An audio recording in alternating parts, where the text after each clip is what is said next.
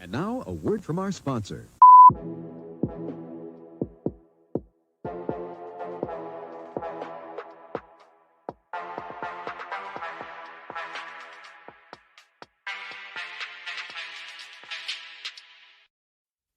Orion.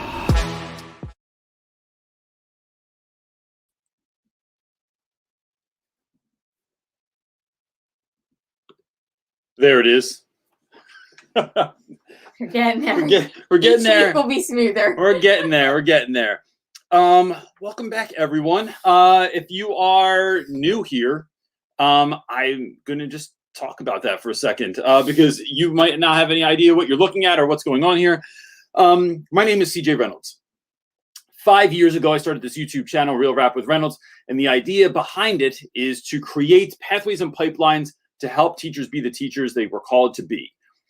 So part of that was to start this Sunday night live feed where we would come on every Sunday night and help teachers in real time with things that they needed help with to go into Monday morning. And when I say we, it's not just me. It is the whole community of folks out here, from everyone that you're going to see in the chat there, that when you ask a question, you will very often get, or most likely, get a whole bunch of comments, follow-up questions, tips, tricks from people that are in the chat. Because although this is me on the screen, this is a communal activity that we show up to do every single Sunday night. So this is, here's the gig. If you have a question, if you're wondering about something, if you have a student, you have a lesson plan problem, you have a problem with administration, you are melting down because of, because that's what teachers are doing right now, just put it in the chat and you can either put question or Q and then write it. If you want to come on Zoom, or this isn't on Zoom, I'm just so used to Zoom.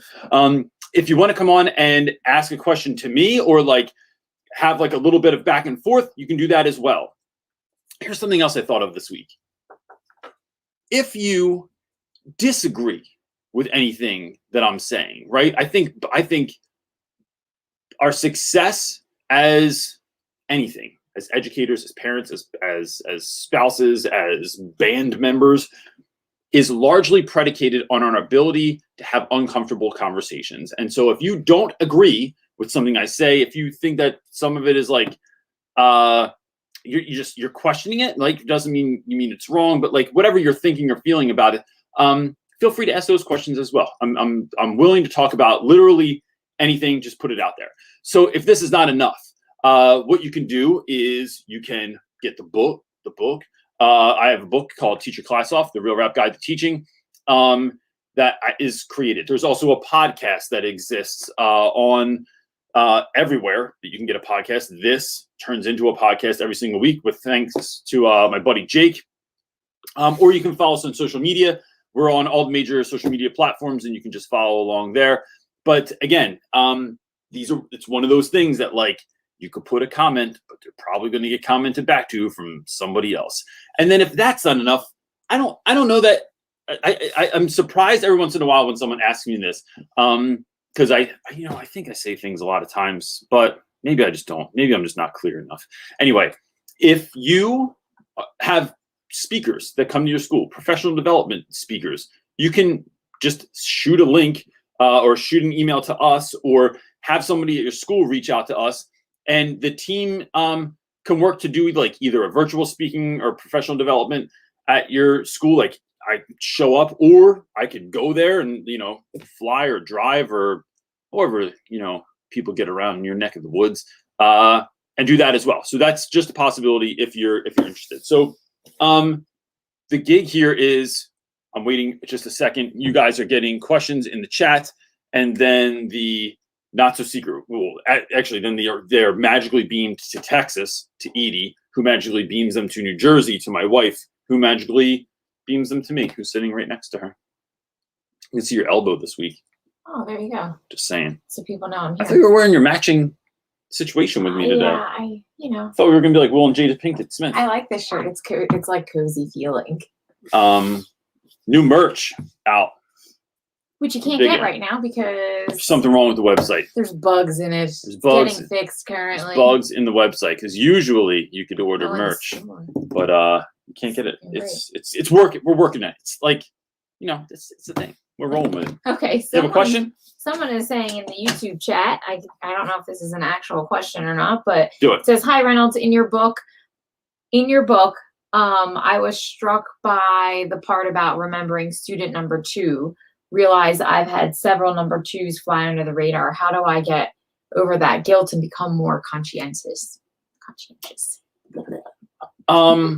So I think the larger. Oh, that was by Laura Campion. Sorry. Okay. Awesome. First of all, thank you, Lauren, because that's a really vulnerable question to ask, because you're admitting that, like, drop the ball on some kid, and as teachers, we never want to be the one that drops the ball on someone. That being said, I think that holding ourselves back because of what we used to do doesn't really benefit anyone. That becomes this negative self-talk, this commentary that's constantly going through your head that we have about a lot of things, right? Like people that are like, maybe you drink a little bit too much. You are smoking weed and you don't really want to. You're, have some kind of like weird addiction, whether that's, your phone or to food or, not that those are weird necessarily, but like, the idea here though, is that you are kind of dealing with something that you can't get in front of because you just keep beating yourself up on that. And so one of the things that I do, first, let's just start here. One of the things I do, and I learned this from a podcast call, I forget what it's called, but it's by this guy, Ed Milet, that I really like. And Ed Milet says that he snaps his fingers and says, "Stop it." That's how he stops thinking and feeling in ways that are not healthy or productive to him, right? And I've started doing this in the last, year, 16 months, something like that. And I love it because it literally makes me, it's me like telling that voice that's trying to take over my head to knock it off. It's not helping anybody. So stop now. And then it is simply looking for kids tomorrow that think they're alone, that they're invisible, that they don't matter, and letting them know that they do. Here's what's happening when we just get caught up in the guilt. What that guilt is doing is stopping you from helping someone right now, right? And that's so terrible. It's it is, you are literally taking the ability to bless someone in this moment away because you're caught up in what you did before. So like that's stopping you giving the gift. So just snap yourself out of it, literally. Tell yourself to knock it off, and then look for someone that needs love. Look for someone that thinks that they're invisible tomorrow, and let them know that they're visible. And then that's it. And then you just move forward from there. Great answer. Scott Ordway is next, and I'm going to let him read his own question. All right. It's very uncommon that I have a straightforward answer. I feel like it's like it is. To be honest, there's so much to do nowadays behind the scenes that I'm not really listening to you. Sorry. That's a perfect producer. You're my own Rick Rubin. Scott Ordway, what's up, buddy? Hi, I just got finished running. You made He it. says, gotta hurry up and get the question. Yep. Is it snowing where you? I forget where you are, bro. Where are you? No, I'm in California. It is. Oh, okay. Not snowing there. There's not a cloud in the sky. I thought you were in the Midwest. I don't really know why I thought that, but We're yeah, jealous. it's snowing here. But at least we're gonna get good snow, like going sledding tomorrow. Snow, so that should be rad. What's going on, man? What are you wondering about? Okay. Well, first, I'm sorry. I have to show you this. I have a hand skateboard. You know, they have the finger ones. I have a hand one. You need to get one of these and take videos and post them on Google Classroom for your students because they will be amazed when the old person can like do a kickflip. And I take the hole puncher and I use that to like grind on the skateboard. It's wonderful. That's all right. I like this idea. Where did you get that from? My wife got it for me for Christmas because she is amazing. That's really where CJ gets all the weird stuff that he gets. I buy it for like Christmas, like just random when I see things that fit your like personality or what you would use in the classroom.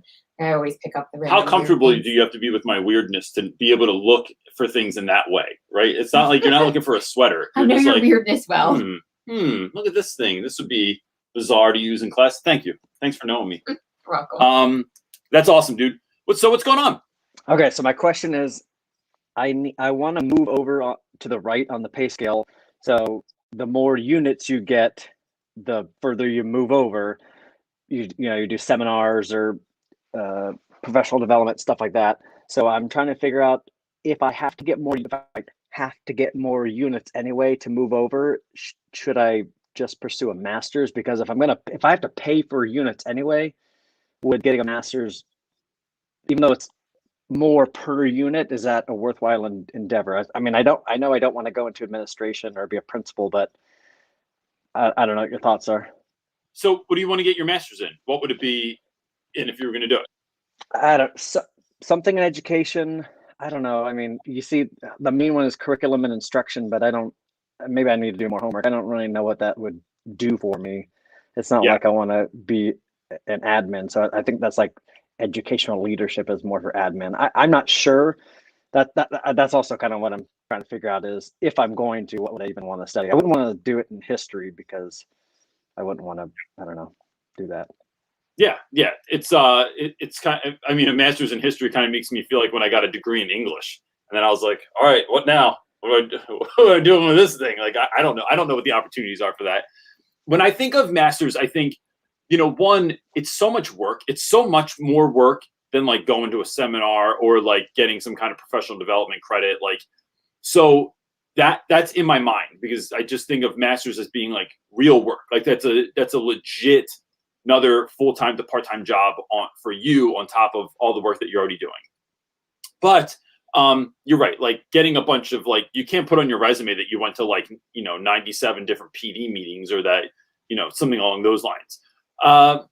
But if I was going to do my master's, for me, it would have to be like, what is this going to do for, like, how can I have this benefit me as well? So I've thought about going back, but I never had. I don't have my master's now because I didn't finish college till so late also. So that it was just like, I don't feel like doing that. But when I think about where the needs are, so like special education is something that I would go back for. Counseling is something that I would go back for. That these are actually going to impact the daily life and experience of my students. I think that why for me is really important too, because it is a lot of work. And some people it comes easier to, and people like me doesn't. I'd have to spend like dozens and dozens of hours studying every week to be able to do well. So I think that's part of it is like how much is that going to actually impact your life? I know some people do it also because it gets you, like having a master's gets you a pay bump, but it's usually really minimal compared to whatever you paid for your master's. Like it's $1,000 per year, which is $83.33 per month. My wife has her master's, and so it's just that like little line. So it sounds great, right? It's like, but because teachers teach, what teacher wouldn't like $1,000 more? But it's like, for what you wait, all this work is the ROI there. So that's why I just keep doing courses and I go to the PDs and stuff like that because it's just not there for me at this time. I don't know if it would be later. But, you know, I have 2 kids and they're growing up and I don't see them as much as I would love to all the time anyway. So it's like, that's just where I'm at with that. Yeah. So what's, yeah. So this is one of those questions I'm wondering if people in the comments like that have gone back, that like, what's their kind of take on that? So I'd keep an eye on that too, because I'm sure someone's going to holler at you about that. But yeah.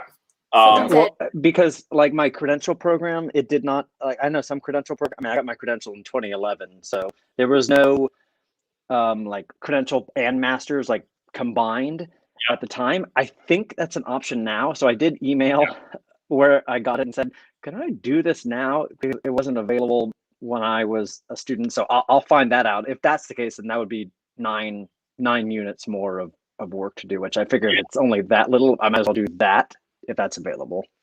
Yeah, that's awesome. So you're like kind of like going back and finishing something instead of like going back and starting something brand new. Yeah. If that works out, then I feel like that would be, I might as well at that point if I'm that close. For sure. So what are people saying in the comments you said? Someone said second master's is definitely worth it. Someone else said, if you're the kind of teacher that likes to reflect and find it incredibly valuable. But like, it's worth it to do that if you're that type of teacher. Yeah. I don't know. Everyone says to go for it. Yeah. If you want to base your decision solely on that, then go for it. On the comments. No. Cool. Look, man. Keep us posted. I mean, either way, like I hope that it's like there's an incentive there for you and that you enjoy it. But yeah, I wish I had a stronger answer than I did, but I hope that was helpful. It was. Cool. Thank you. Awesome, man. All right, Scott, have fun running. We'll see you next time. Peace. Bye. Okay, so we have our next question is coming from Facebook from Kelly. She's asking, I am moving to hybrid next week. I'm a new teacher and haven't seen my students face to face. Any advice for transitioning? Transitioning back? Yeah, she's moving to hybrid next week. So I'm assuming she's been fully virtual and now they're going to the hybrid model.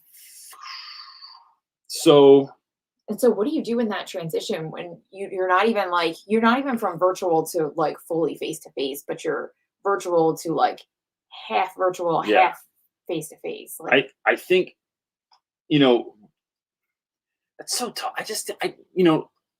It's a hard question because I just think the virtual is such a bad move. Or I mean, I think the hybrid's such a bad move.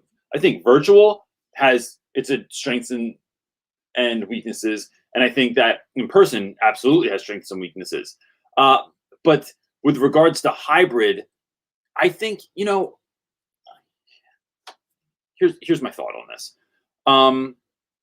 One, you have to let students know that we're going to make the best out of this no matter what it is. Like I would, if I had to do hybrid and I got to go back into the building and saw kids, I would let them know that, one, I'm thrilled. Like I missed you so much. Like, and this is like really coming from my heart. Like this isn't just like me, this isn't just strategy, but it is sharing with them how you've been thinking, how you've been feeling, what you're hoping for this year, that we're going to get through this together. That when we remember that as teachers, we're really leaders, and that leading is only, as John Maxwell would say, is only ever about influence. So it's how are you influencing young people? How are you getting them excited, motivated, engaged into what's coming up? It's hard enough to do that right now anyway, because it's like damn near impossible to really like get some kids engaged, right? Like those of us that are teaching virtually know for sure that like it is a world of ceiling fans and foreheads. But that doesn't mean you should stop trying to engage on some level. And now that there's been a shift, kids are going to feel uncertain. Kids might feel nervous about coming back into school. Kids might feel really excited about coming back into school. And so you want to be there at your best to be able to help meet them, greet them, bring them in, and help them get to where they need to be this year. And so I think that just letting students know that is going to leave them better than if you come in and if they come in and you're unsure. you're not sure what to do now. You feel like a little, it's like, all right, guys, this is kind of awkward and weird. Like, it was awesome. Of course, we're going to handle this. It's like we handle everything. Just like since we've been learning virtually since last March, we're still figuring it out. So let me know what you need, and we're gonna make it happen. So it is, I think, leaning into that stuff as much as possible is really going to be what sets you up for success. Because there's going to be, like, just like any school year, there are teachers that show up that are a little bit miserable, a little bit unsure, they're scared, they're nervous, and it's all over their face. I had one of my mentors told me that 90% of teaching is acting. It's acting like you're excited for some stuff. It's acting like you're interested. It's acting like you are being really serious, and that you're really, sometimes whether it's disappointed or concerned, you got to dial that up and down. But that is it. Part of that is part of the show of like, I'm not always interested. I'm just not always interested in everything that you have to do. I don't care about Goku. I don't care about a number of different anime things. I don't care about, but I care about you. So what I'm doing is trying to drum it up in me to be excited, to be thoughtful, to be caring. And so what you're trying to do is figure out a way to influence those young people so that they can do the best that they can do this year. So yeah, that's what I would do. What you got, buddy? Great. Our next question is coming from artist. She or he, I don't know which one it is. They are asking and thinking about being an English major so I can teach English literature, but I'm 29. Is it too late to teach in my 30s or 40s? Never. Chris Carson, is it too late to start teaching when you're 29? That's what I want to know. So this is a great question. I didn't graduate from college. So I didn't start teaching till I was 27. And that felt so long after like the ship had sailed. Like I thought that I was going to show up and that everyone was going to have it over on me, that like I felt like I looked like a loser, not just was a loser. Here's what I learned is that artist, you have up till 29 lived life. You've had wins, losses, you've done stuff, you've learned stuff from it. You've had probably your heart broken at some point. Like you have lived through things, gone places, done stuff. That all influences your practice as an educator. I don't know that I would have been a very effective educator at 22. I just didn't have it. Like I was focused on me. I was focused on what I wanted. My life wasn't based on a view of service.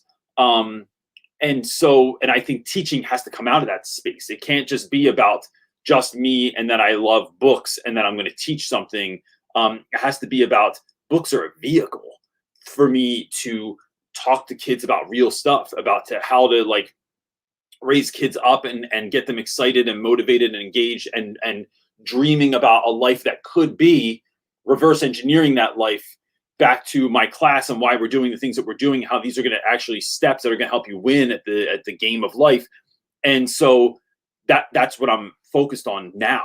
22-year-old me wasn't focused on that. I think that I had to be in my late 20s to start teaching because that's the person my students needed. That you showing up at 29 might be the exact thing, or 30 or 40, the exact thing that kids are going to need because you're bringing all that life. And you'll see when you start teaching, like sometimes 22-year-olds, they're ready, right? They're like, they didn't need as much prep, or they already had it or something, but sometimes they don't. Sometimes they lack the self-confidence. There's a lot more personal growth that needs to happen there before they're really, really effective teachers. And that's not to knock anyone that's younger. And all of us, I mean, like I'm still growing into my fullest, best version of myself at 44.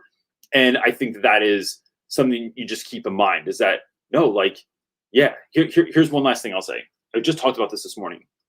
I love this idea that right now, if let's say you're going to teach and in 3 years, 4 years, you get out of college and you can actually start teaching. Right now, some kid somewhere in the world is on a trajectory, the same one that you are, right? Completely different spaces, but they're working towards the same point that at one point in their life, at some day, you're going to occupy the same classroom at the same time as that individual. And I like the idea that we've been working ourselves together to a lot of the people in our lives so that we can be something for them, that we can be an answer to prayer, that we can be a blessing to those individuals. And so if you think of it like that, where you're working towards individuals in your life, you showed up at exactly the right time to do this. And so that might be a little woo-woo, but that's where we're going with that one today. So yeah. So good luck, man. Yeah, absolutely. Go back to school and be a teacher, you know. What you got? Oh, you doing some yeah, I am. Doing some little stuff on there? Someone named Maddie put in a question, and I think it's that you wanted to Zoom, but you needed to follow the link after you use the Google form. So just go. So that's pinned at the top? Yes. So Maddie, if you want to come on with me, just go to the top of the chat and it's pinned and just click that link. No, she already did that because that takes you to the Google form. But once you do the Google form, you get another link to be able to access StreamYard. And I don't think Maddie followed that one because unless she just has her question that you just want it answered and not come on with you. Oh, all right. Well, it's by what I'm seeing on my phone. Okay, so Maddie, just say in the chat what you want to do, and we'll figure it out for you. Yep. But Mr. James Pete is eating something, and I'm going to bring him on anyway. He knows he's ready. He said he was ready. What's up, Pete? You want to know what I'm eating? Sure. What are you eating? My cheat day, man. Oh. John Lopez will appreciate this. Bottle caps. Oh my gosh. And working through candy. Listen, this will describe my week coming up with the meetings I already have scheduled. Don't judge because I'm losing a ton of weight. But today, oh yes. Go for frosting. Wait, are you just eating the frosting? Yeah. Like how else do you eat it? Is there another way? Someone else says that because when I make cakes, I'll do like homemade frosting and there's like a ton left over and I'm like, no, I'm just putting this as my mom's snack. And kids are driving me nuts. I come in and I take some out of it. So when I do, listen, Jenna, when I do the Real Rap with Reynolds tour this summer, I'll let you know when I'm coming. Make me some frosting. That's all I need. Frosting and craft beer. Mason jar, and I'll send it home. What would we look like as three individuals sitting on a porch with spoons of frosting? Just like we would look like teachers. Like having a conversation. Yeah. All right. I digress. You got a lot of people waiting, so let me get to my question. And I'm going to make a statement, and it's going to sound like I'm trying to sell your book, but maybe I am. This book? Yeah, that book right there. So I have a student teacher, CJ, and so one of the things that we're doing, and to anybody considering buying the book who has been teaching a long time like me or is new, I bought her a copy of the book, and what we're doing every week is we're reading a chapter of it and just sort of talking about like the situations you found them in. And then I'm paralleling with her my stories, and then she's paralleling with me her stories as a student. And we're kind of building kind of this really kind of unique conversation about just what happens in a classroom that you don't learn about. Mm-hmm. And as we were doing this, it's occurred to me that probably for the first time in my career, I feel a lot like her because everything we're doing from administration, from other teachers is this almost like that first 3 years when you have, so the first 10 years when you really have no idea what you're doing and everything sort of feels like you're jumping in the middle of the ocean. So I guess my question to you, CJ, is, and I know you felt this way just based on, how your year's gone, like how have you, it's been very tough for me to go back to that, but it's also been kind of a neat experience to feel that way again in a big way. Cause you sort of feel that way anyways. I think if you're a good teacher, every day is sort of like that. You're like throwing darts into the dark, hoping it works. Like how have you embraced that this year? Since it seems like everything from everywhere is like being a brand new teacher. So I think there's two things. One, I think it's important to always be learning stuff because it just helps us to stay in the same frame as our students. That like, if I have to go to a course or right now I'm in this program for leadership, and I'm finding that like it's really making me reflect on my teaching because sometimes the folks that run the course will say something or they explain something that I don't get, or I was writing something down and I didn't hear what they said next, and I have to go, I'm sorry, can you say that again? And I know that's something as teachers, like we get annoyed at. Why weren't you paying attention? Listen to what I'm saying. It's that kind of thing. So you remember what it's like to be in the student's seat. I'm also learning piano right now, and so that has been something interesting for me to see, like some like how I learn best. Can there be noise around me? Do I have to just be quiet? Plus the frustration of learning that new skill, the mistakes you have to make before you can get past it, which is important. And that could be for anything. Like that was yesterday, I put in a new thermostat in my house, and like I never did it before. It was pissing me off like crazy. I had to FaceTime my cousin. I had to call my uncle 3 times. I had to look stuff up on YouTube, but all the videos are from 2017. And in this day and age, that might have well been 50 years ago, because it's like everything's changed. So it's like staying in that mind of the learner, I think, really helps. I think the second thing is minimizing how much growth you're hoping to do. That we overestimate oftentimes. I forget who said this. We overestimate what we can do in a day or a week, but we underestimate what we can get done in a year to 5 years. And so it is. I learned this year that like Schoology is a beast, man. It is a platform that I do not particularly like. I wish we would go back to Google Classroom. It's like Schoology has 5 ways to do any one thing, right? And it makes my brain bleed. But so in the beginning of the year, it was like, I'm going to do this, and I'm going to be on these 6 platforms. And I quickly realized that 1, that was a lot for me to learn. 2, that was a lot for students to learn, because I was just assumed that students were more tech savvy than they are because they've grown up with this stuff their whole lives. And it turns out they're not. Studies show that they're really good at swiping, but like typing and navigating an interface is not something that they're particularly good at. So it's like paring it down and going, nope, Schoology and like 1, maybe 2 other websites are good enough. And then you're scaling from there. Just like, you know, there's a song that I'm learning. I'm only learning like, I'm working on like 3 different songs just so I don't get bored. But there's like one particular song that I want to play this year on the piano. And it's learning chunks of it at a time until I can fully memorize it. And then I can move on to the next thing. I'm not going to learn how to like read music and stuff. I'm just watching on YouTube, keep doing it over and over again until I figure out how to do it. So it is those bite-sized chunks that help me to get to the next place, to the next place, to the next place. And then also I think things are getting old for students. Like congratulations, you learn how to use Kahoot, but you use Kahoot more than 6 times. They're like, oh bro, this is like lost its luster. Like, you know, can't be your fallback all the time.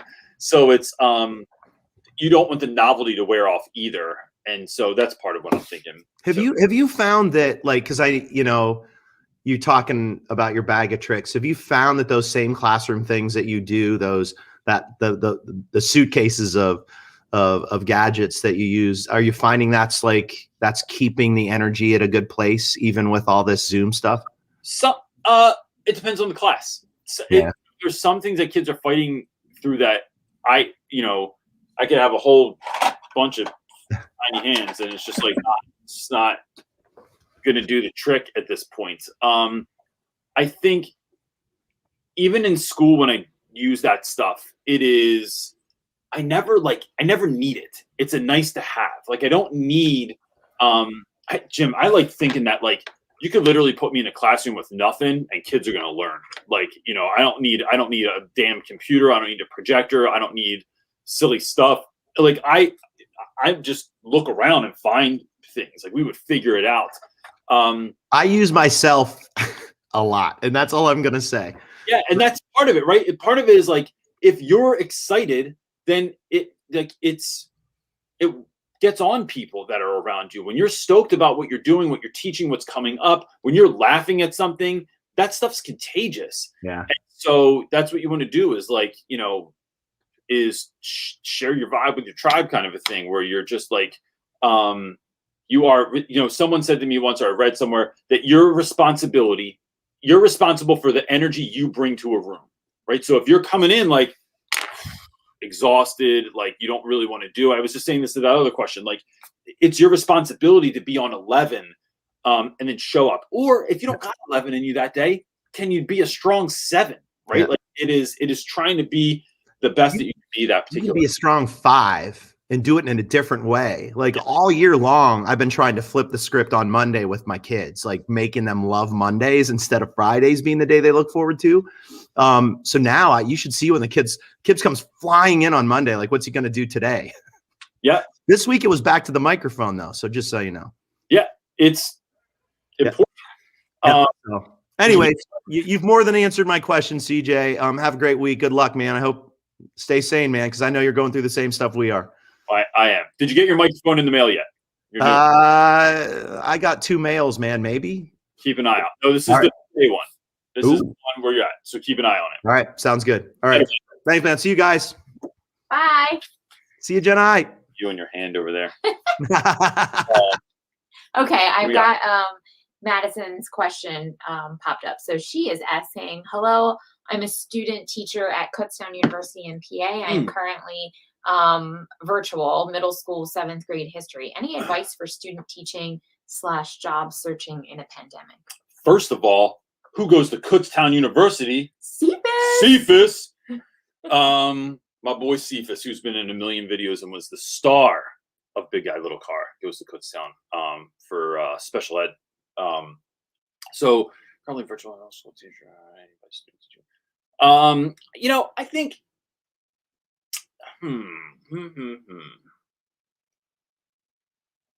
advice for student teaching, job searching in a pandemic.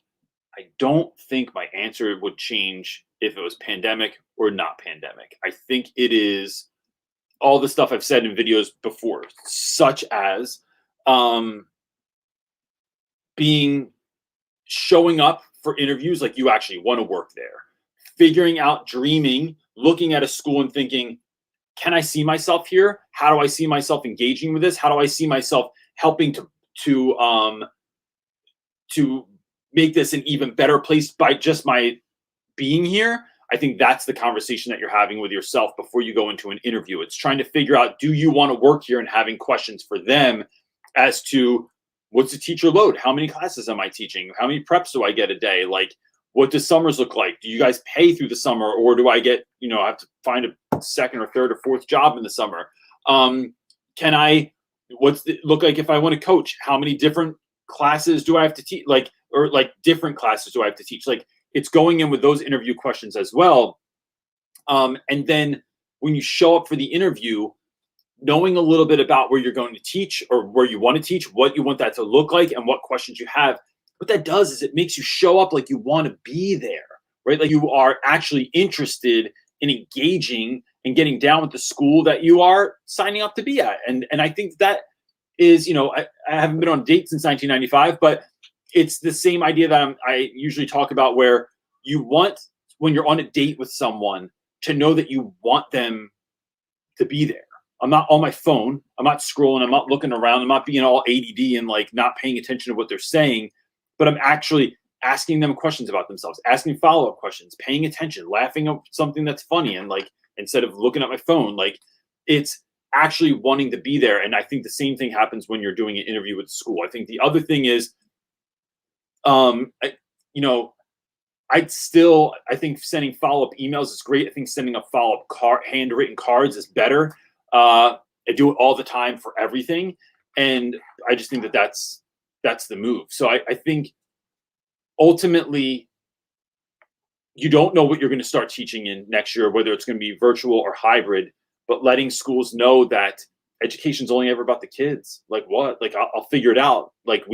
All good teachers have been figuring this out since last March, in the US anyway. So it's just being excited to show up and to do the work that you've been given to do, no matter the circumstances, and letting that school, don't be afraid to have some confidence, have some swagger about that idea that, no, I'm going to make this even better being here. That's not being narcissistic.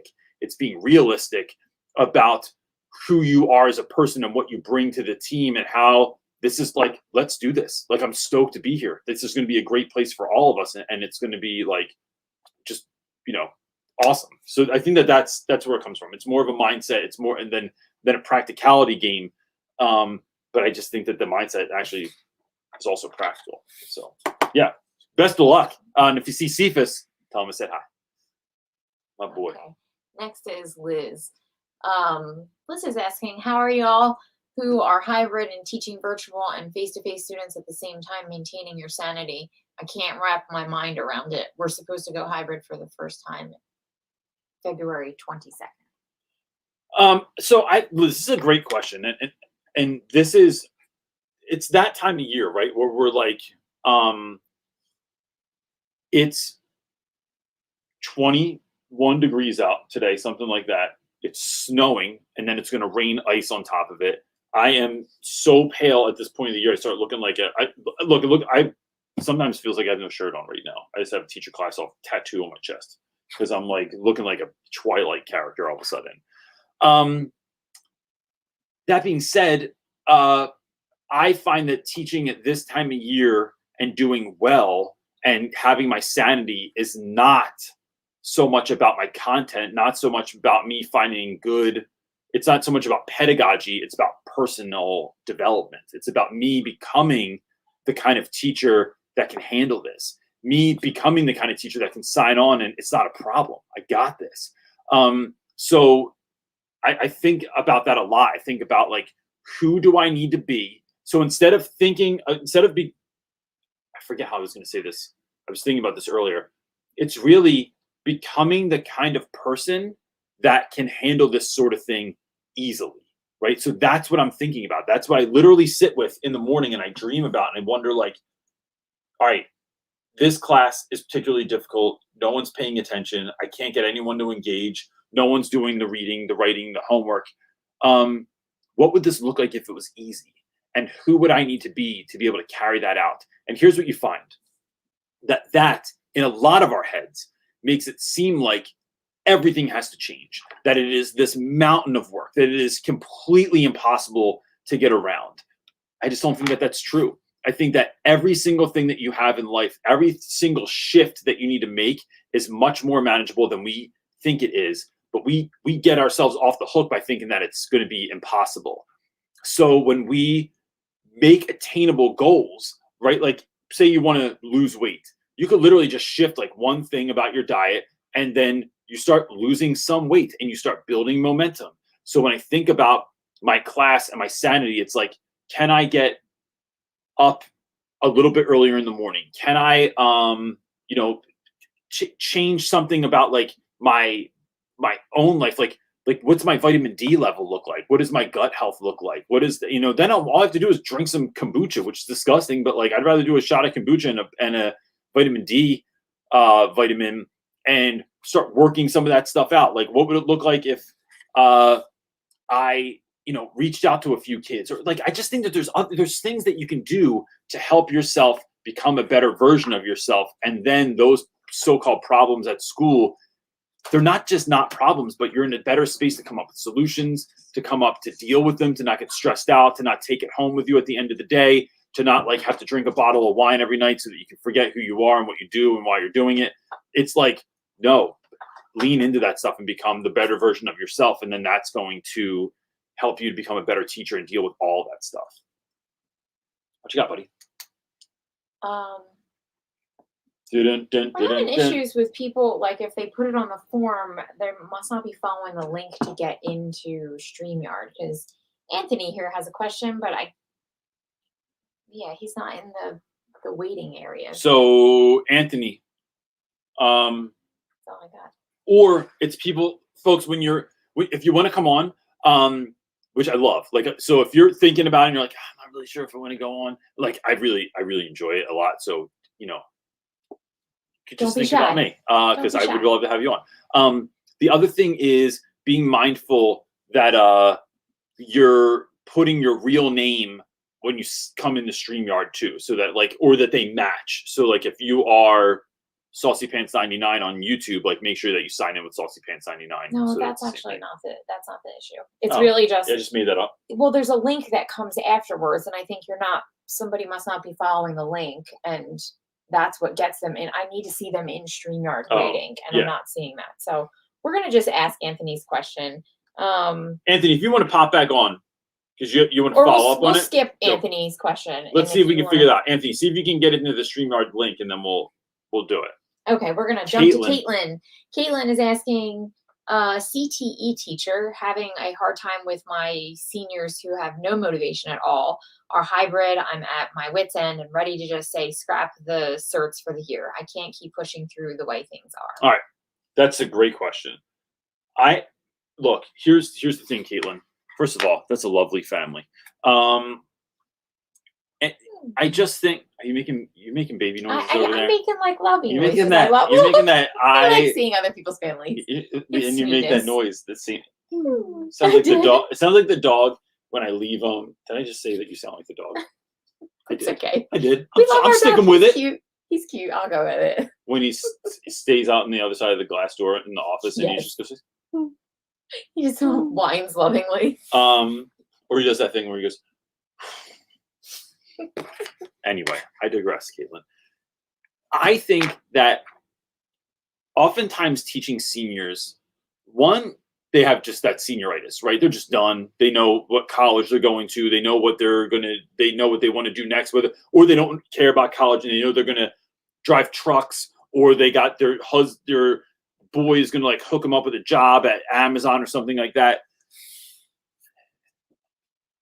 In my experience, the thing that has the best ROI in this moment is helping students realize that they're not as planned out for the future as they think they are. So it is, and I've talked about this a bunch of times. So like, it is like getting kids so even if you do this, right, you get foam core board, right? You get it for $1 at the dollar store. And then I would have students I would write on this. I've also done it on my desk. I've done it on the whiteboard in my classroom. I've done it like on the wall. I've done it all over the place on windows. It is saying, let's just talk about not even school. Let's just talk about what do you want after this? Like, what's the dream? What do you want to do? Y'all, I want to have my own apartment. Do you know what CTE is? No. She just put it in the chat.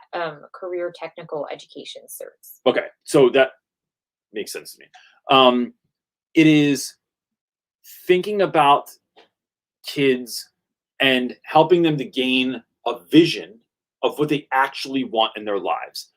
I think sometime during high school, there's a lot of nonsense. There's a lot of dudes that want to be rappers, but they don't rap. There's a lot of guys that want to be football, play in the NFL, but you're not even on the team. There's a lot of that kind of nonsense. And so, it's and that's not just that, but there's a lot of that, kids that are no, I'm gonna be a lawyer, but it's bro, you have F's. Where are you lawyering at with F's? And it's not just diminishing someone's dream. It's helping them to gain some vision as to how they're going to live out that dream. So word, you want to rap? You don't just rap, being an artist. Part of that is knowing business. Some of that is learning how to do deals with people, setting up appointments, repping yourself, having an image, having a producer, linking yourself with the right people. But if you don't look like you're serious, you can't just show up and write raps and then someone takes care of it. And if they do take care of it, guess what? You just lost all your money anyway, because now they're going to bleed you dry because you're not even paying attention. So it is thinking about, so you want your own house or an apartment? Do you want to live by yourself or do you want to live with 6 friends? Where does truck driving get you, right? This is a conversation I had last year, and it's no diss to people that are truck drivers. Some people can live a much simpler lifestyle or a very happy lifestyle on the amount of money that that my students were talking about. So one kid said, I'm going to be a truck driver because I can make $40,000 a year. So, all right, $40,000 a year, not bad, bro, especially when you're friggin' 19 years old. But what are you, and I don't know anything really about the truck driving world, so it's not like I can even tell them that doesn't happen or anything. Let's go with that, 40 grand a year. What do you want to do with that money? What are you hoping exists? What does the dream life look like? Where are you vacationing? Where do you live? Who do you live with? Who are you taking care of? Are you going out with your friends? Where are you? What are your hobbies on the side? When you're not doing that particular occupation. Getting kids to dream about what their perfect ideal life would look like. And then having them reverse engineer that to say, all right, bro, that house is going to cost you $2,000 a month. You can't do that with this income. Going on that vacation, let's price it, right? And I know this for myself. I have, with some degree of certainty, what the next 10 years of my life is going to look like with regards to other books, what the house looks like, what the cars look like, what the vacations look like, what the give back looks like. to students and teachers and all these other kind of dreams that we have? How are we involving people from the community in the next things that we're doing? Like, there's all this stuff that I've worked out, but it's meticulous. It's all on poster board. It's all with arrows and prices and figures. So when you can help students do that, sometimes that is going to give them a reason as to why they're doing anything now. So 2 years ago, I had a kid that wanted to be a nurse, but he's failing senior year. Bro, what do you want to do after high school? You already know, Reynolds, I want to be a nurse. Do you know you can't be a nurse if you fail high school? It's part of the gig. Like, you need to do this so that you can go into this 2-year program at the very least at a community college in Philadelphia to be able to do this, right? You can't just show up and nurse people. You get arrested for stuff like that. So you have to have this thing, and then it makes high school not this daunting task. It makes it part of the game that you're playing to get what you want to do to win, right? That is like, if you, and not always do the things we have to do when we're not informed as adults or kids, when we're not informed as to what that exactly looks like. When the motivation is, yeah, it's going to be on the test. You have to do this because it's going to be on the test. You have to do this because you won't pass high school. You have to do this because do you want to not pass? Do you not want a diploma? Do you not want certification? Do you not want, like, that's not enough. What's the bigger dream that is actually motivation so that I can see what I'm doing right now as I'm playing part of the game that's going to elevate me to let me play the next level and the next level and the next level until I achieve my goal. I think that has a lot of that's something I've done with seniors again and again and again and again, and it wins. I'd say nine times out of 10. I mean, every once in a while you have students that are like, they just have more going against them than you can really help. So that's, but that's a whole nother conversation. What do you got, buddy? Trying to find nothing, technical difficulties. We're gonna honor and answer Anthony's question, although I can't. I didn't see him pop in. You can't find it. No. Can you take down that last question real quick? And I don't think I can. I don't know how to do it. Yes, you can. Just tap on it. Go to the comment section. Nope, on the right-hand bar. Find where it's lit. That's the problem, is that I can't. Oh, you got to find like the high. Yeah, and I'm trying to scroll back Got to it. find it's. There used to last week there was a button that just randomly popped up that said take away the comment, and now it's doing this. Look how hard it is. See, you can't find it either. It's not easy. It disappeared now. Maybe Edie did it. I want to tell people real quick though, before we jump into that. She did it. Oh, word. So one of the things that we're trying to do with Real Rap with Reynolds, right? Real Rap with Reynolds to us is not just us; it's a community of people. But what we're trying to do in this next year is like really the focus is on so hard on helping educators become the teachers they always dreamed of being, right? Like, how do you get that to that place that you feel you were called to be the version of yourself that is the best version? And so we've been thinking about ways that we can try and help that happen. And one of the simple ways we thought about doing that was creating a newsletter, right? Which is something that we heard from a lot of people. So I'm creating this video newsletter that's going to go out once a month. So the first one just went out the other night. You can sign up for it right on our website. It is called Reynolds Ramblings because it's just me rambling on about a bunch of stuff, but it's really kind of me thinking about am I trying to become a better version of myself, whether that's what I'm drinking, eating, reading, listening to, watching, hanging out with, like, what are things that I'm doing to kind of like become a better version. So you can go right to our website, realrapwithreynolds.com. There's this little floaty thing that pops up and it says newsletter. Just click it. And all you have to do is put in your name and your email address. We don't need any other information for you. You won't get spammed with anything else. This is just for the newsletter. So yeah, that exists. If you want to do it, go for it. So if you already signed up and you didn't get it, there was a lot of glitches. It's the first one, working out all the bugs. So if you signed up and didn't get it, go ahead and sign up again. Because the first one did already go out. But yeah, like I said, we had some glitches. Yeah. Cool. What do you got, buddy? So we're going to answer Anthony's question was, I'm in my last semester of classes in college and studying special education. I'm also student teaching in the fall. I'm a little nervous to start with everything going on in the world, but I am very excited. What's one piece of advice that you can give me? Thank you. That is a great question. I wish he was here to ask it himself. Sorry, Anthony. I love that question because it's this is the moment that a lot of teachers become, they don't become the version of themselves that they wanted to be, right? Like it happens this early.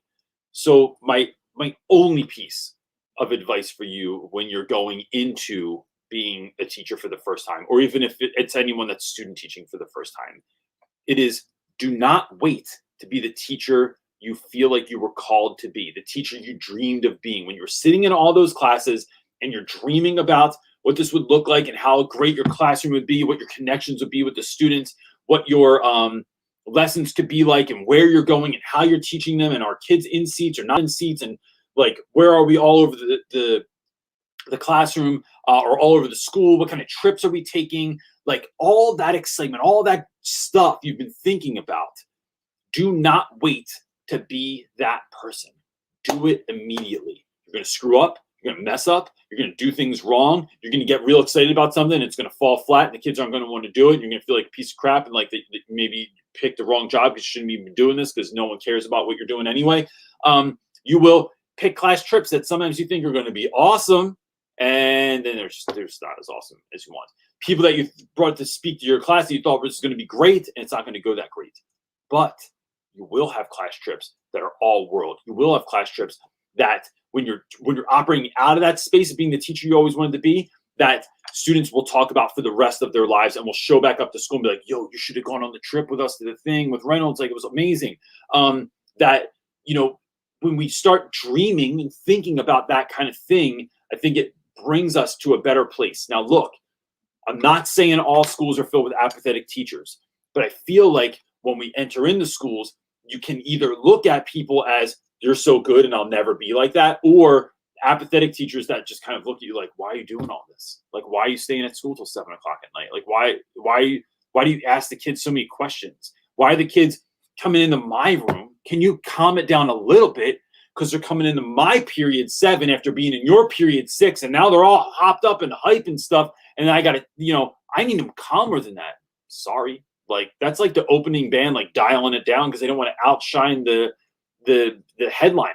Like, no, your job's to go out there and give it all that you've got. And so I think that waiting to do that because you want to have tenure, because you want to figure out the situation, because you're not sure who you work with, no. No one needs that. The world doesn't need that, and your life is too short. You should be the teacher you always dreamed of being now and never wait. And that's the only piece of advice that I would give for that. Yeah. Okay, we have a question real fast from a Facebook user. I have been looking for a new teaching position for family reasons. I would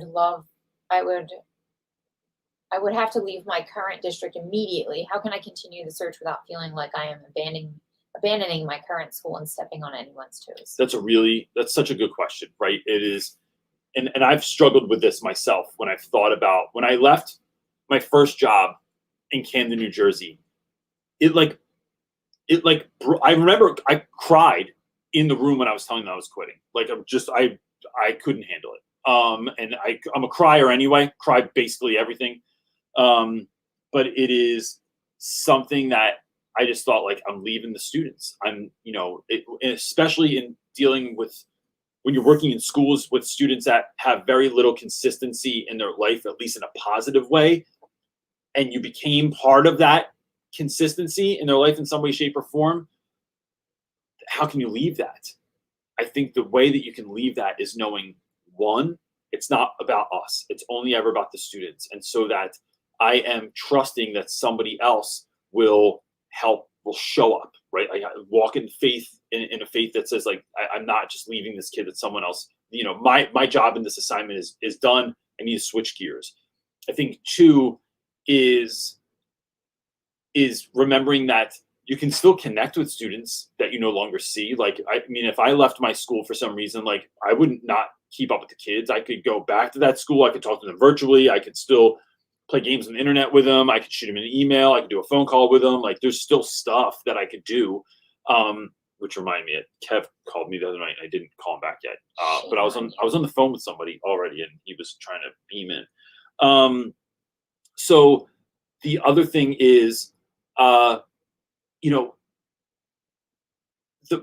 further I get into this, the more I think of this. There have been so many hours that I've spent at school doing school stuff and not being a dad. That is something that's shifted in the last year and a half. And that's like a little bit embarrassing to say, right? Like that I put a lot of time into my business. I put a lot of time into school, into my students, and I don't always put that level of effort into my kids. My kids get whatever's left of dad at the end of the day. And so how do I switch that?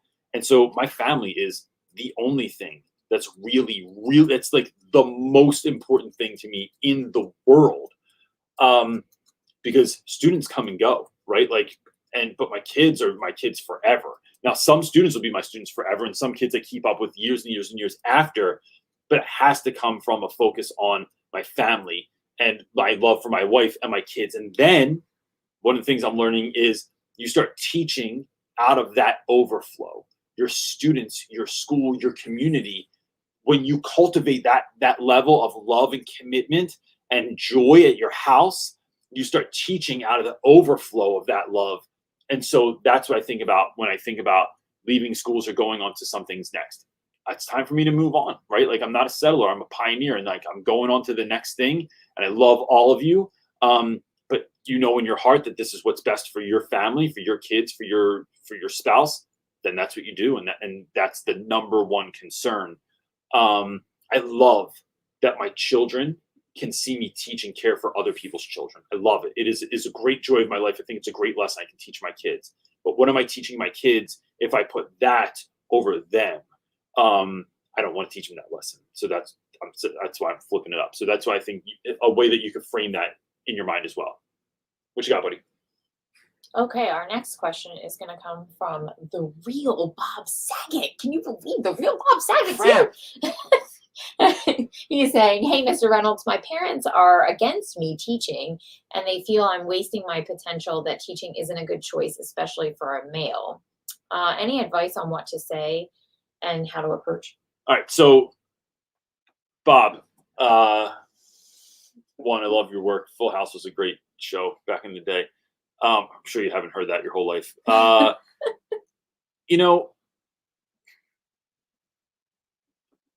There's a couple of things here, right? One, I think as a parent, as a teacher, there is something when a kid tells you that I'm going to be a hip hop producer, Reynolds. That's what I want to do. And I'm like, you've never produced a thing in your life, and you don't like. I don't know that you have the skill set currently to be able to do this, right? Or kids that want to do something that doesn't sound like it's actually going to win, right? Like there's always that part of you, right? Like I want to be your cheerleader forever, but there's just some kids that are like 4'3" and they're like, nah, I'm playing for the Eagles, bro. And I'm like, bro, what are we doing here? Are you going to be the football? I don't know. So there's a part of me that understands where parents are coming from. Teachers don't make a lot of money. It's a lot of work. It can be really hard. Some of the neighborhoods that you get to work in or that communities that you're a part of can be pretty tough. They can have real heavy wear on your social emotional health. So I get that.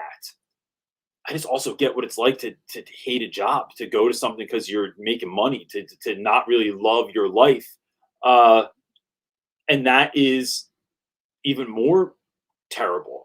My whole life, I've been slightly left of center, right? Like I've never had a job or career choice that my family was pleased with, right? Tell your family you want to be a drummer, a priest, or a clown, and they're going to be like, what? Then I told them I wanted to teach, and they were like, oh, thank God. He's doing it. He's finally doing something normal. And then I was like, no, but I'm going to teach like where I'm going to teach and how I'm going to teach. And they're just like, no, this is terrible. I'll tell you this, though.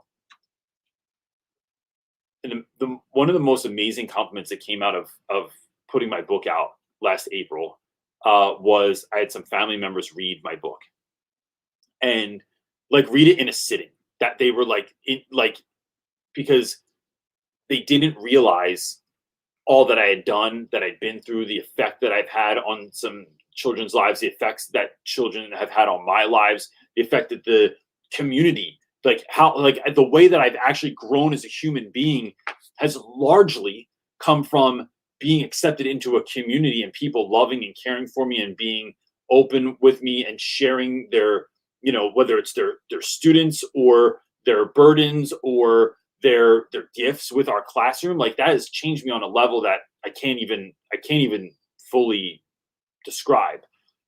That being said, my family had no idea. And so now in retrospect, they're like, damn, like we didn't even know all this was happening. Right. Like, and so I think that if you do choose to teach, it's not about proving your parents wrong, but I think sometimes we can let that stuff fuel us in a good way.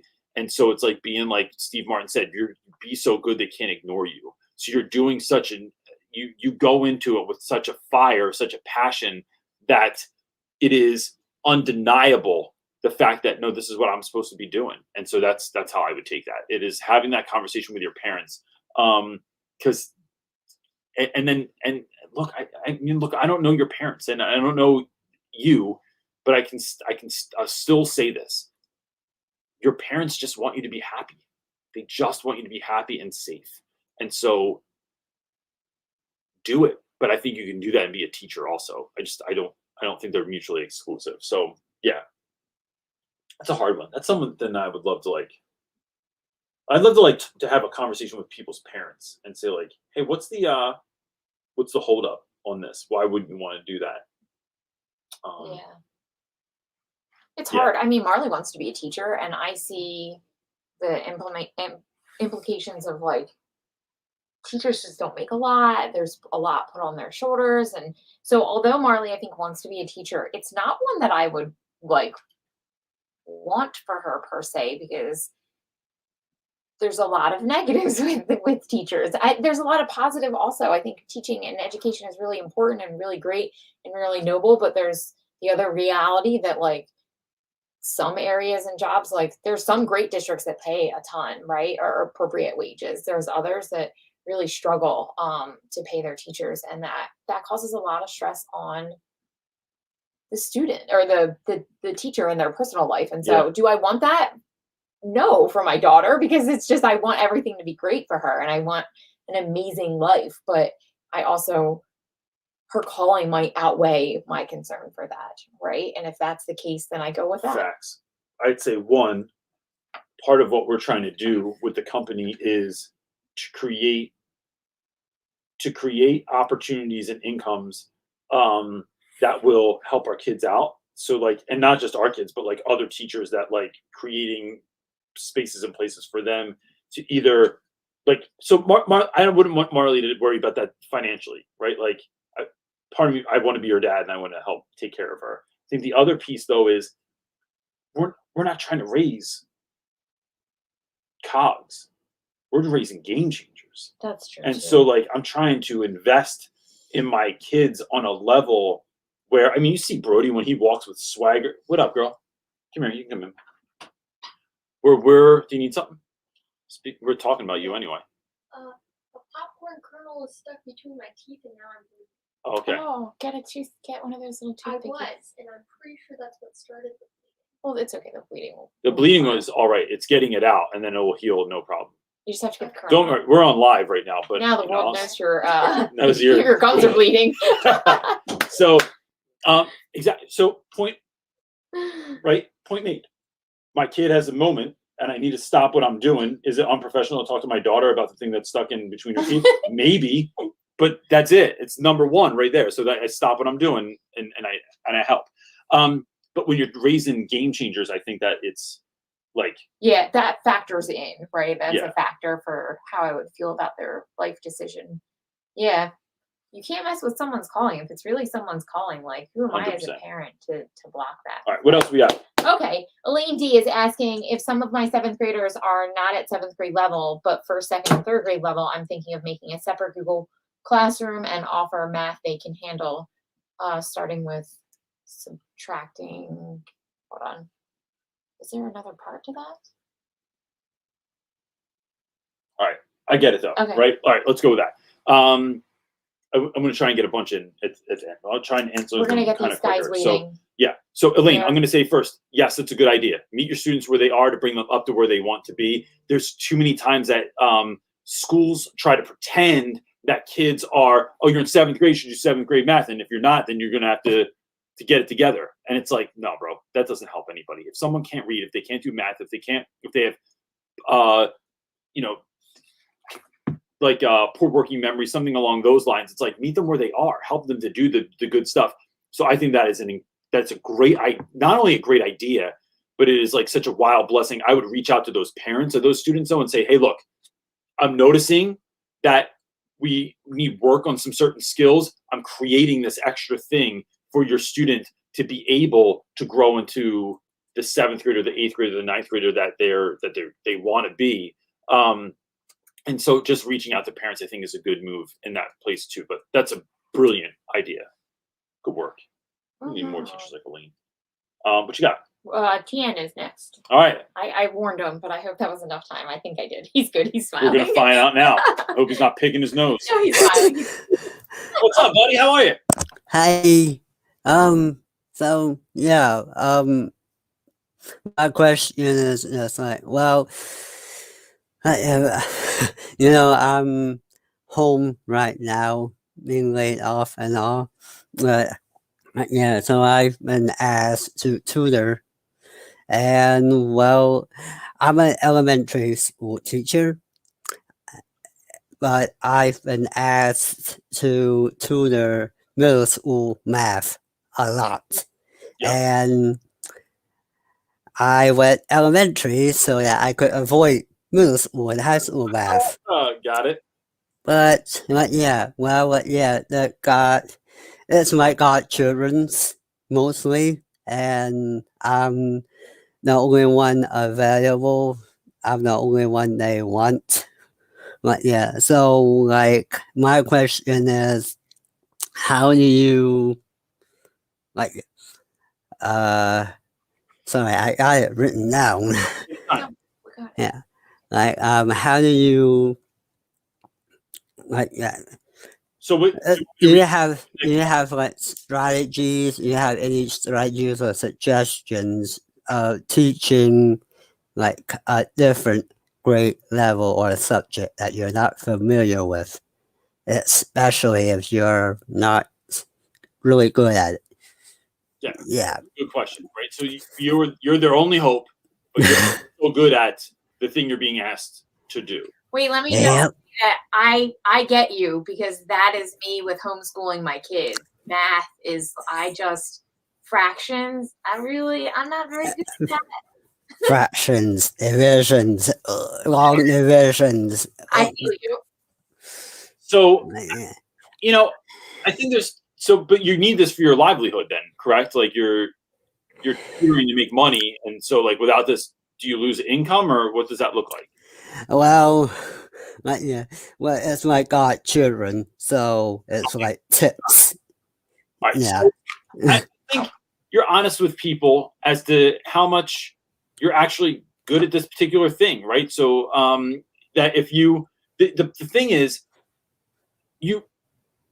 even if I hired a math tutor that didn't know exactly what my kids were doing, they got to know more than I do. Because like as a parent, I just know that like now that folks are having to homeschool their kids or having to teach their kids at home, or even have to help them while they're doing online virtual learning, it is so anxiety ridden for parents, because we just feel like, bro, I haven't done I can do fractions. I don't know how to teach someone to do fractions. Like, Exactly. like no. Uh-huh. So the fact that you're there, what a blessing that must feel like to them to know that you at least know something, right? So Yeah. and then maybe this is a good time for you to dial up your skill set and to really try and like get better at those things, to know, especially since it's your godchildren, to know that like, they need you. So what are you going to do? Like, go learn fractions, like go learn division, like figure out a way, because the bottom line is that you just have to stay a step ahead of them.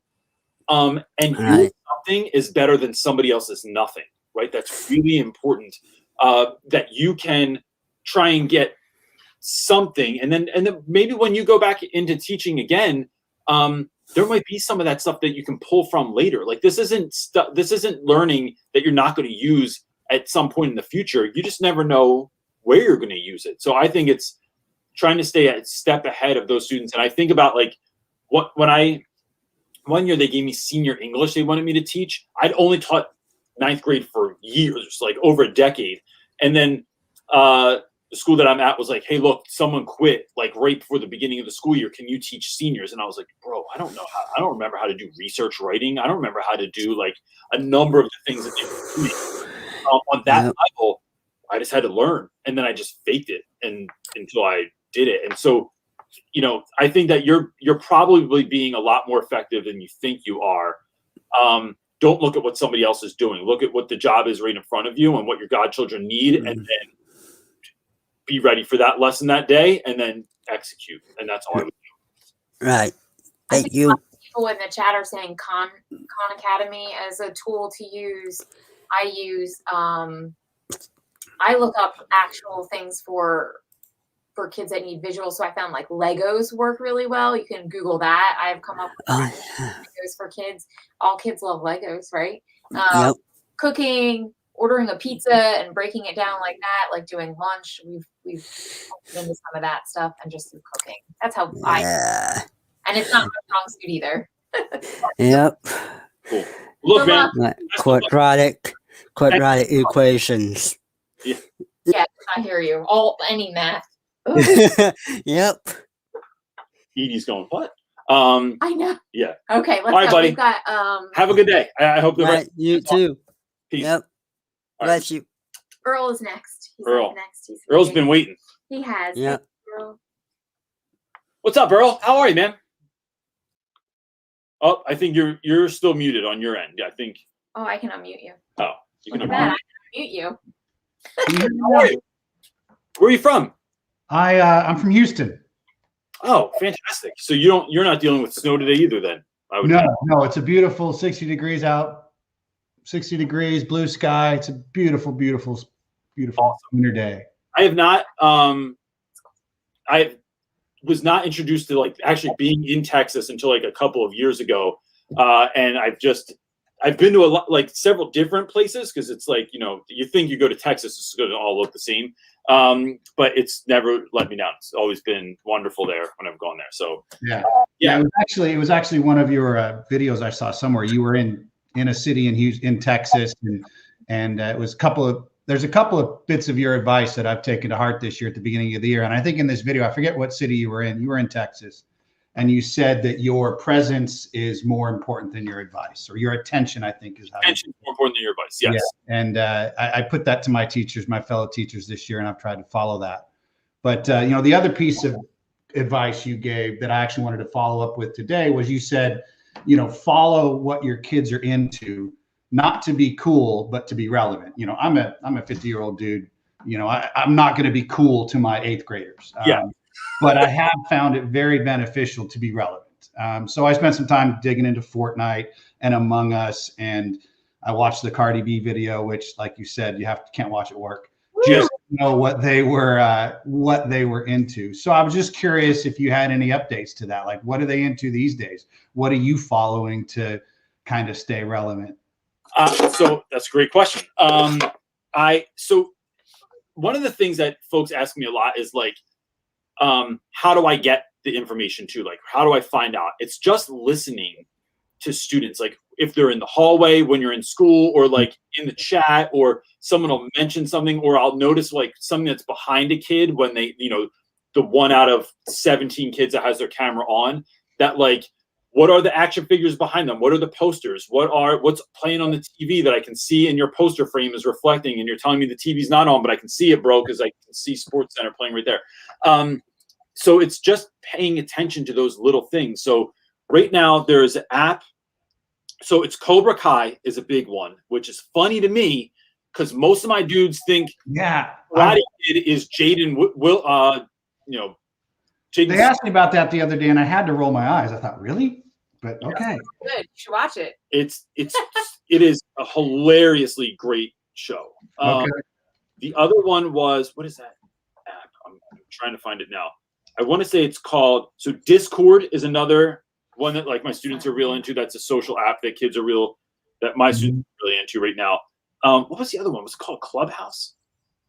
I want to say it's called The one that Clubhouse. kids use? Yeah, I had to get House like an party? invite. No. I had to get an invite to go to it. I forget what it is called at the moment. I want to say it's called Clubhouse, but what it is like an opportunity for you to go into a room, and sometimes there's celebrities leading those, and sometimes it's just people that are talking about education, politics, music, producing, football, like, and it's like basically pre-made Zoom rooms that people are running, and you can just drop in or drop out whenever you want and have those conversations. That's another one. There is Attack on Titan is a anime show that like all of my students are watching. Anime's been a real big explosion in the last few years too, which is really funny to me because I don't know, because it's just that was actually where I started. I took a poll from my students and I said, which anime should I watch? And boy, my chat we use Microsoft Teams.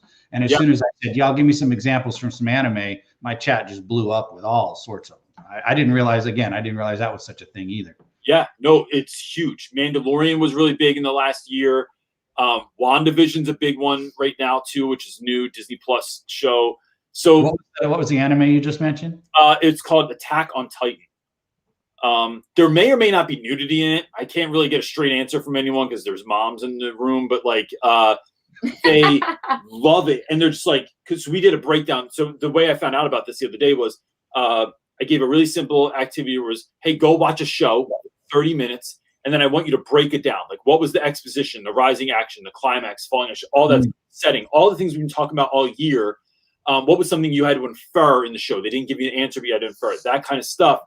And like 5 answers in one class were Attack on Titan. And I'm like, guys, what is this show? And they're like, Reynolds, you don't know what Attack on Titan. You know, when they get all like friggin', it's like, how can you not even know about this? I don't know, because I'm 44 and I don't live in my mom's basement and collect swords. I don't like it. That's why. But so I checked it out a little bit, but it's like, it's a rabbit hole. But that's how I got put into a lot of things this year. So Little Space Freckles said there's butts because the Titans are naked. Oh, so to my ninth graders, they'd be like, Reynolds, don't watch that with your kids though. There's nudity in it. I'm like, well, what are we talking about here? Like, and I don't want to Google nudity from Attack on Titan because it's just like, guys are going to make me go down a rabbit hole. I don't want to go down. But yeah, that's what they're doing now. So what do you teach, Earl? I teach 8th grade math and algebra. Okay. For how long?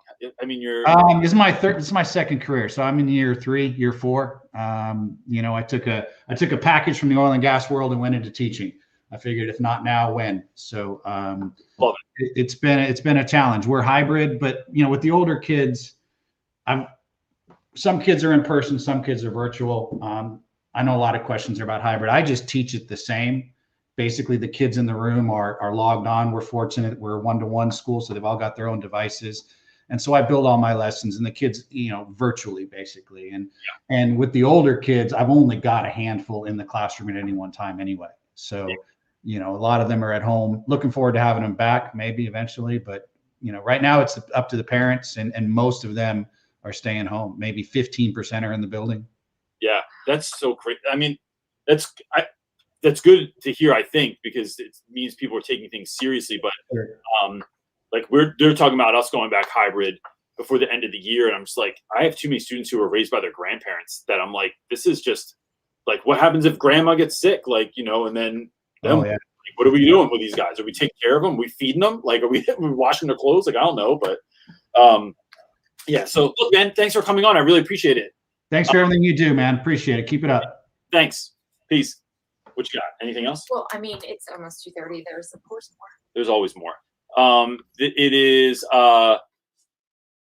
so, but because let's respect the time of our team as well. Do you have one more I could do? Sure. I don't know where it is on the Just pick question. one. So we're gonna go with Tully is asking, how do you prioritize the most important parts of your job? What comes first if you are teaching or involved in multiple responsibilities? Yeah, so that's such a great question because school can have you doing so many things, and I think that sometimes even if you have good admin, right? Even if you're really strong, caring admin, I think sometimes folks forget how much they've already given you to do or how much an activity takes time to do. So for instance, it is a couple of things this year are creating engaging lessons and trying to engage students when they're online, communicating with families and students if they're not doing well or what they can do to do better. But then with that comes our administration wants us to log every single parent contact that you have. So if I have, there's a lot of students failing this year. Let's say I reach out to 40 families and I say, hey, your student isn't doing well. You can look up their grades on Schoology. Here's what they can do to get better. Here's what I'm willing to accept late. Here's what I'm willing to accept as makeup work. Here's what I'm willing to accept as extra credit. So I break that all down and trying to like do something good, give something good to families and students so that they can raise the bar. But then the school wants me to log then 40 different entries for each student. It's just not going to happen. I just don't do it. That I have to do things like, if it's every time a student misses my class twice virtually, I'm supposed to call home. And then I'm supposed to log all that stuff. Where there's just like, a lot of it just comes down to me deciding with my intuition, with my gut, what's actually important, right? I'm not interested in dealing with managers. I'm not interested in doing what someone thinks I have to do so that they can cover their butt. Sometimes that's important, right? There's like special ed paperwork. I never let go anymore. Like I've had times where like I've gotten too caught up. I forgot about it. It got put in the wrong pile and under something that is of the utmost importance to me. Meeting students' needs, communicating with families, creating engaging lessons. There's only so much time in a day. My legal working hours are from 8 to 4, the end. I don't work on weekends. I don't work at night. So it's what can I get done in that time? And then also coming up with ways to maximize your time, to do a better job, to be more efficient. And to learn that sometimes good enough is better than perfect, right? Like I'm supposed to hand in lesson plans. I also don't do those. I just refuse to do it because it takes up too much time. I'd rather come up with great lessons than work on great lesson plans. Those are two wildly different things. And so that's what I do. And you know, it's easier said than done. I get that, especially if you're new at a particular position or something like that. But it is about trying to get better at the way that you're doing things, realizing that you don't have to recreate the wheel when you're coming up with lessons. Like you learn better ways to become more productive, but and then remembering that education is only ever about the students. But that if you so even though I say that, if you are not at your best, you can't be your best in the classroom. So it's trying to create this person, that is the best possible version of you, so that you can then be the best possible version of yourself for your students and for your staff. And then some things fall by the wayside, and I'm just not worried about it. Like I just don't think I'm going to lose my job for not doing those things, because it's not that I'm being lazy. It's that I'm focusing on kids. What? You want me to do what? You want me to stop doing this, focus on kids thing so I can come do that? Nope. I don't think it's going to happen. Famous last words, maybe. I don't know. All right, gang, look, before you get out of here, just really quick, I just want you to know that we do have a newsletter. You can go right to realrapwithreynolds.com, click on the newsletter thing. It's called Reynolds Ramblings. And it's me rambling every month in a private video that goes just to you. No spam, no nonsense or anything else. If you want, you can follow us on all social media platforms. My favorite of which is the Facebook group. The Real Rap with Reynolds Teacher Talk community is incredible. You can share all of your comments, questions, concerns there. And I'd say we're like pretty high on the positivity. There's like people that are hurting there, people that don't say things nice back to your comments sometimes. But I think when we're trying to figure out how to do this together, sometimes, you know, that pushback can be good. It can be something we can learn from. We can learn how to care for people that need it. And so that's it, man. Anything else? If you signed up for the newsletter already and didn't get it, we had some glitches, so please just re-sign up again. We would appreciate it. Re-sign up. Yeah, you know, I make up my own. It's good. Like when Brody says things wrong and he goes, "Dad, don't correct me. That's Brody talk." That's where he gets it from. That's how I do it. It's Brody talk. All right, it's snowing pretty decent. And it is. We got to go pick up our curbside pickup from BJ's. We do with everyone else. All right, gang. Care about you. You're awesome. We'll see you next week. Peace.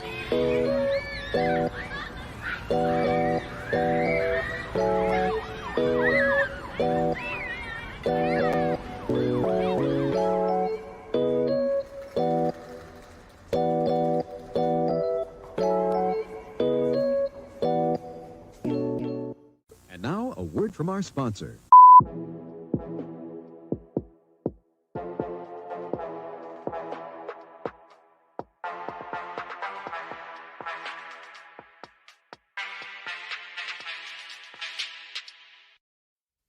Orion.